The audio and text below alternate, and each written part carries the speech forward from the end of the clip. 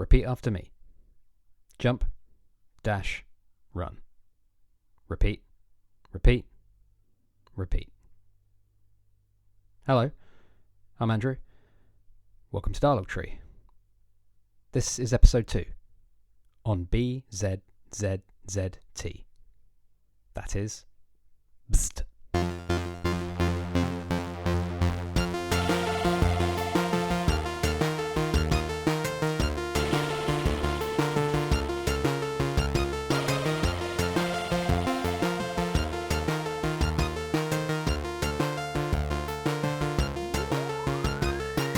Bzzzt is the solo debut of long-term game dev Karol Maciejka, apologies for any pronunciation, also known as ko.dll.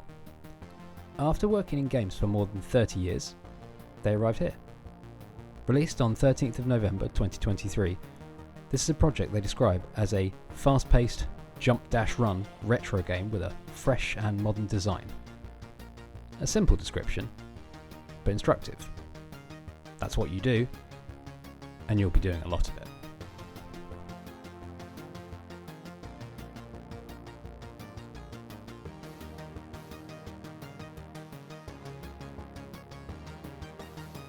The year is 1496. Dr. Emily and Professor Norbert have, for some reason, created a robot with a personality, ZX8000. At the same time, mad scientist Badbert, for equally unknown reasons, wants to destroy the world. It's up to ZX8000, that's you, to defeat Badbert, one platforming challenge at a time. Bzzzt is a game born from the modern school of 2D platforming. Single screen challenges, a double jump and a dash, 16-bit pixel art, with a level of detail that 16-bit consoles were never capable of, a chiptune soundtrack. Rock hard. Also, incredibly fun.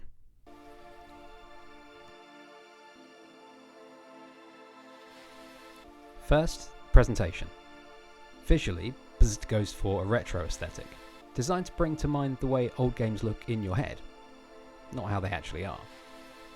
The colour palette is bright, vibrant. The outlines are hard.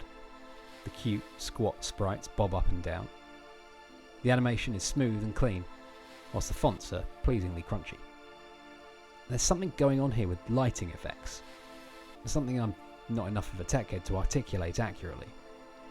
Lots of things in the game flash, like the numerous collectible bolts, in a soft and completely pleasing way. Every light source in this game, the bolts of electricity, the strip lighting, the ever-present laser beams, either crackles and fizzes with a tangible energy, or glows in a kind of soft, bright bloom. It's a striking choice when compared to similar games.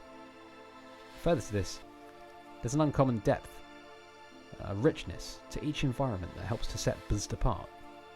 The backgrounds pop with lush foliage, or in later levels, windows that look out into the cosmos, planets and stars sparkling away, just because. Even the more generic factory levels demonstrate a visual density that this game didn't need, but it does anyway. It's a great game to look at. And for some players, it needs to be, because this game is going to kill you. A lot.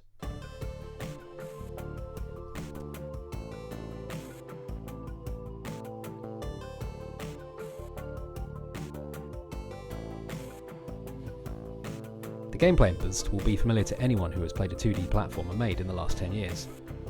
Like Celeste or Super Meat Boy, each level is broken down into single screen challenges, where you need to get from the entry point to the exit. Each challenge is first a puzzle to solve, then a puzzle to execute. You will need to use your jump, your dash, and your impeccable timing to achieve this. There are hazards, both passive and active. Spikes, saws, lasers, roving enemies, all attempting to stomp you. There are a set number of collectible items, in this case, golden bolts, on each screen. You will plot a course and attempt to follow it. You will die, respawning instantly at the start of the screen, recognise your mistake, and determine how better to overcome the challenge ahead of you. Crucially, and this is one of my favourite tricks that modern 2D platformers pull, is that the music doesn't stop. There's no penalty in death. You lose nothing. The beat remains. You'll do this over and over, and you'll have an absolute blast doing so. Celeste got away with killing you over and over through its highly refined mechanics, generous hitboxes, and compelling, emotionally affecting story. More on that another time. Bzzzt doesn't even attempt this latter point, but absolutely nails the mechanical side. The jump feels right, not floaty, not slippery, responsive and precise. And there is almost no cooldown on the dash. It's a wonderful decision rarely taken in these sorts of games. The challenge is often great, the demands of each screen intense, but that one piece of intentional design empowers you. Your movement is never artificially limited by an invisible meter. You're a robot in the year 4096. You should have flow and speed. You should always have that dash to fall back on. You should almost always be able to pull off some acrobatic platforming feat, or boost straight into another spike pit. Whatever the case, that single design element is crucial. Bzzzt is never less than an instantly gratifying play.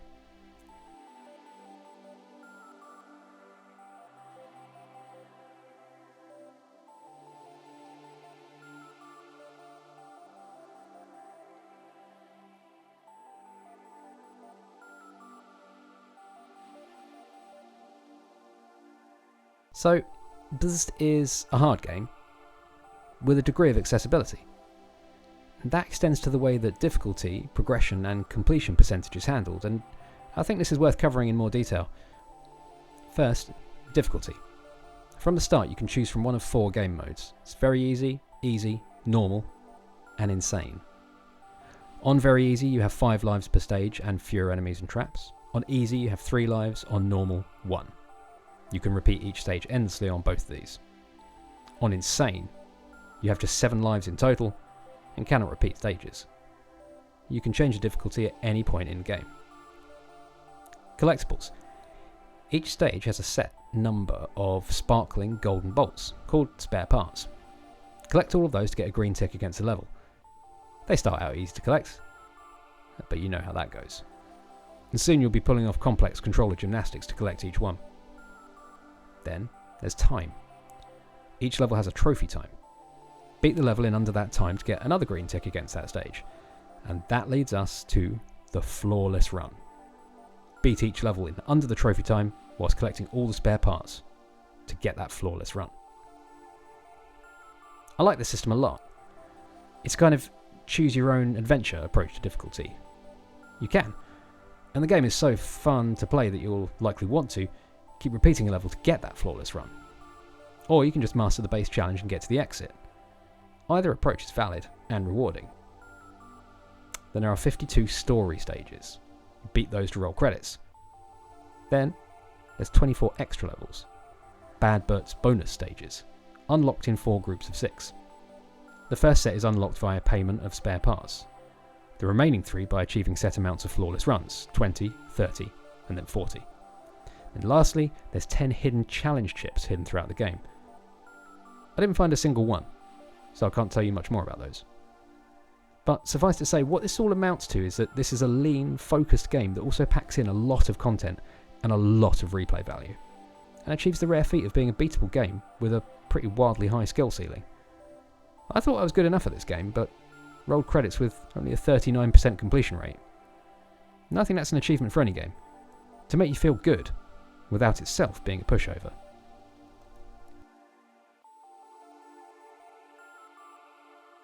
Now the last thing I want to cover here is the soundtrack, some of which you've been hearing during this review.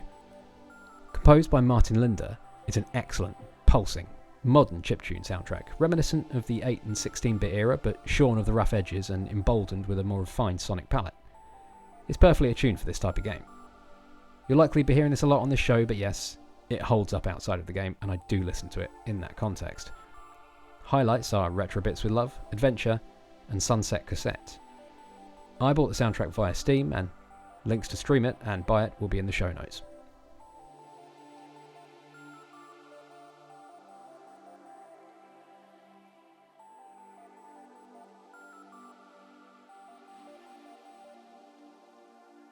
So, To wrap up, for me, Bzzzt is a standout in a heavily overcrowded genre.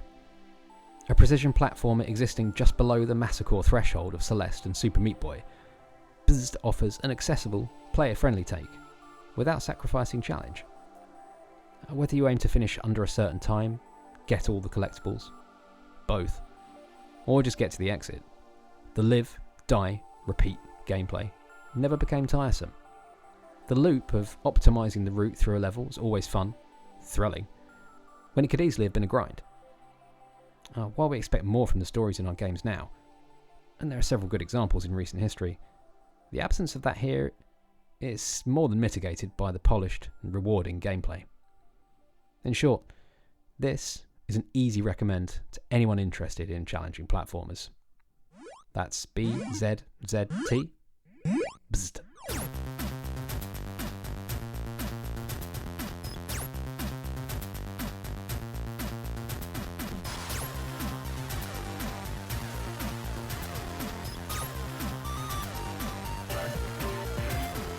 Thanks for listening to Dialogue Tree.